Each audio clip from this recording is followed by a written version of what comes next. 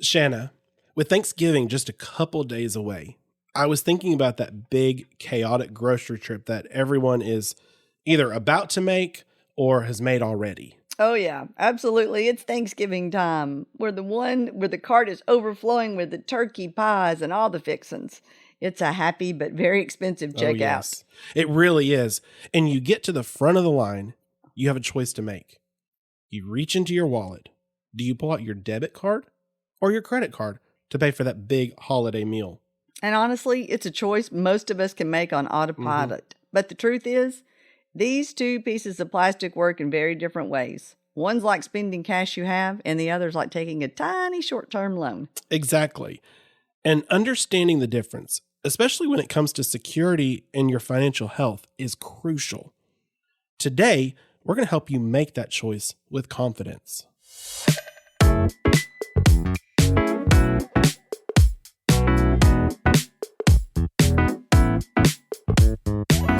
Welcome back to Making Sense of Your Sense. I'm Daniel Hill.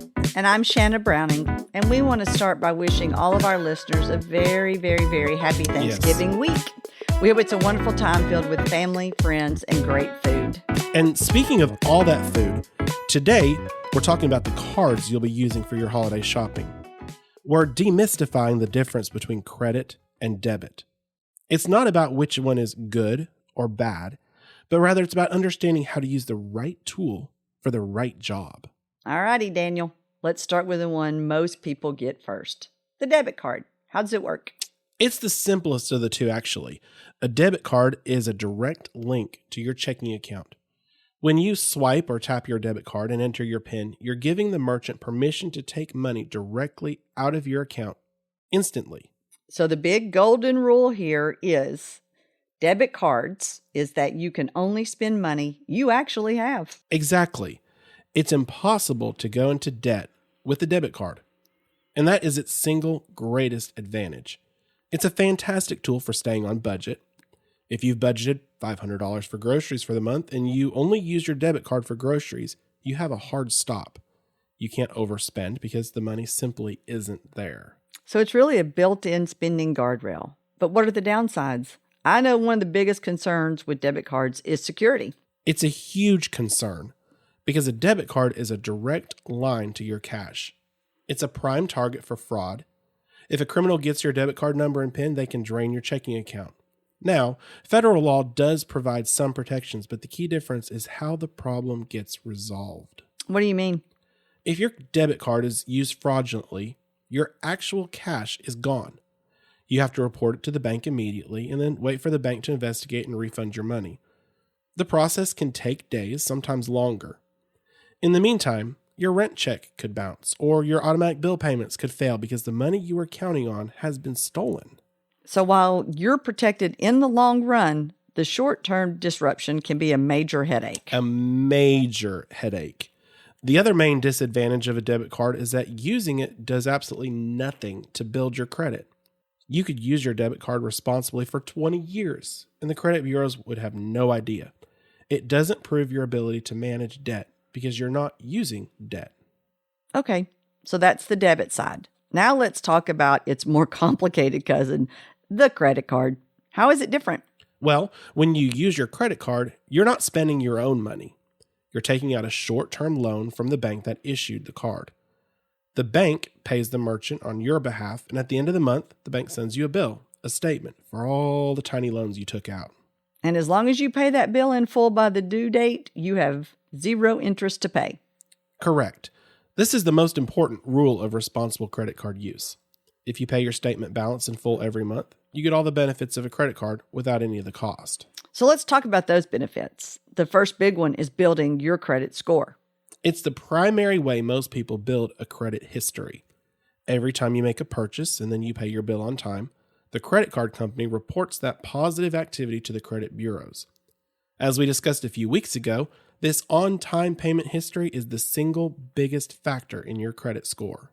Well, and as we saw just a minute ago in talking about debit cards, the other big benefit is fraud protection, and it is a night and day difference compared to those debit cards. It really is.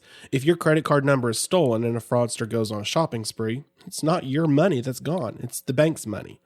Under federal law, your maximum liability for fraudulent credit card charges is only $50. And most major issuers have a $0 liability policy. And that resolution process is much smoother. Much smoother. You report the fraudulent charge to the credit card company. They resolve it from your statement while they investigate it, and you're not out any of your own cash. The burden of proof is on the merchant and the bank, not on you. This makes credit cards a much safer tool for online shopping or paying at places where you might be worried about security. But of course, we have to talk about those risks. The biggest risk is the potential for high interest debt. This is the double-edged sword. If you don't pay your statement balance in full, the remaining balance starts to accrue interest at a very high, here's our word, APR, often between 18 and 28%. This is how people fall into a cycle of debt that can be incredibly difficult to escape from. The convenience of a credit card can make it very easy to overspend and live beyond your means.